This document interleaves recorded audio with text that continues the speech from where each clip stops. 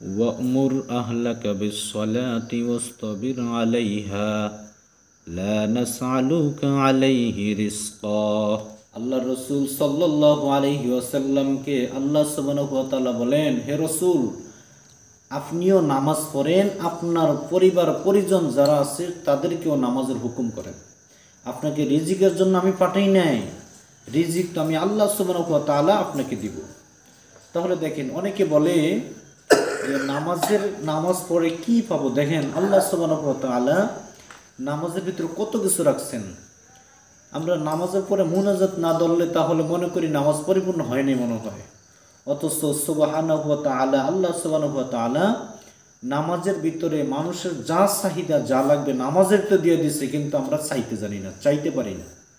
আল্লাহ সুবহানাহু ওয়া তাআলা তার রাসূল সাল্লাল্লাহু আলাইহি ওয়াসাল্লাম বলছেন, যখন বান্দা দুইটা সিজদা দিবে, অর্থাৎ দুইটা সিজদার মাঝখানে আমরা প্রথম সিজদা দেই, সিজদা দিয়ে কিছু সময়ের জন্য ওইটা বসে তারপরে আরেকটা সিজদা দিই। এই যে দুইটা সিজদার মাঝখানে যে বসলাম, এই সময় রাসূলের সুন্নত হলো একটা দোয়া আছে। সেই দোয়াটা হলো কি, আল্লাহুম্মা গফিরলি ওয়ারহামনি ওয়াহদিনি ওয়াআফিনি ওয়ারযুকনি। আল্লাহ রাসূল সাল্লাল্লাহু আলাইহি ওয়াসাল্লাম বলেন, বান্দা নামাজের ভিতরে এই দোয়াটা করবে, আল্লাহ সুবহানাহু ওয়া তাআলা তাকে 5টা জিনিস দিবে। সুবহানাল্লাহ, 5টা জিনিস। তার ভিতরে এক নম্বর দেখেন, আমরা কি দোয়াটা বললাম, দেখেন রাসূল কি দোয়া শিখিয়ে দিয়েছে। এক নম্বরে আল্লাহুম্মা গফিরলি, আয় আল্লাহ তুমি আমাকে ক্ষমা করে দাও। তাহলে দেখেন, নামাজের ভিতরে ক্ষমা আছে, অবশ্যই আছে। আল্লাহুম্মা গফিরলি, আল্লাহ তুমি আমাদেরকে ক্ষমা করো, আমাদেরকে ক্ষমা করে দাও। কেন ক্ষমা করবে?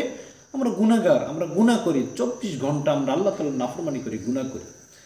এই জন্য আল্লাহ রাসূল দোয়া শিখিয়ে দিয়েছেন নামাজের ভিতরে।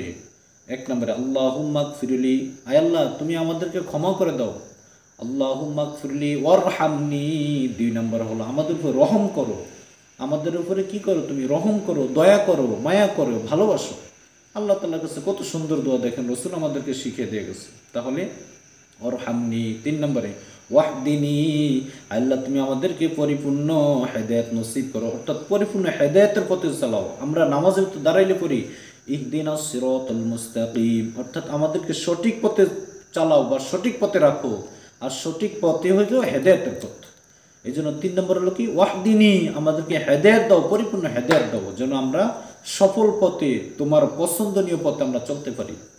তারপরে 4 নম্বরে আল্লাহ সুবহানাহু ওয়া তাআলার রাসূল শিখিয়ে দিলেন, ওয়াআফিনি, আয় আল্লাহ তুমি আমাদেরকে সুস্থতার নিয়ামত দাও। ওয়াআফিনি, আমাদের শরীরকে সুস্থ রাখো সব কিছু থেকে। দেখেন, শরীরের সুস্থতা অনেক বড় নিয়ামত।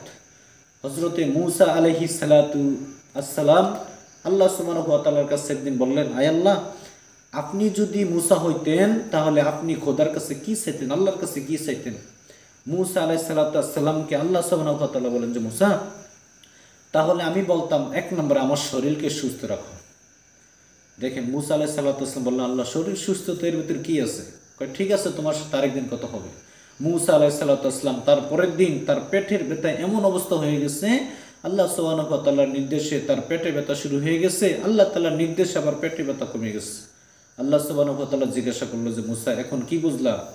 মূসা আলাইহিস সালাতু আসসালাম আল্লাহর কাছে বলল যে, আল্লাহ এখন বুঝলাম যে সুস্থতা তোমার কত বড় নিয়ামত। এই জন্য আল্লাহ রাসূল দোয়া শিখিয়ে দিয়েছেন, ওয়াআফিনি, আল্লাহ তুমি আমাকে পরিপূর্ণ সুস্থতার নিয়ামত দান করো। তারপরে 5 নম্বরে ওয়ারযুকনি, আল্লাহ আমাদেরকে হালাল রিজিকের ব্যবস্থা করো। দেখেন, আমরা যে রিজিকের জন্য মাথার ঘাম পায়ের নিচে পালাচ্ছি, অথচ আল্লাহ রাসূল সাল্লাল্লাহু আলাইহি ওয়াসাল্লাম আমাদেরকে কত সুন্দর দোয়া শিখিয়ে দিয়েছেন। আমরা এই দোয়াটাকে মুখস্থ করব, 2 সিজদার মাঝখানে দোয়াটা আদায় করব ইনশাআল্লাহ। দোয়াটা হচ্ছে কি, আমি আরেকবার বলি, আল্লাহুম্মা গফিরলি ওয়ারহামনি ওয়াহদিনি ওয়াআফিনি ওয়ারযুকনি। প্রিয় ভাই, এই দোয়াটাকে আমরা সবাই মুখস্থ করব আর 2 সিজদার মাঝখানে দোয়াটা করব। আল্লাহ তাআলা আমাদেরকে এই দোয়াটা পরিপূর্ণভাবে আমল করার মতো তৌফিক দান করুক।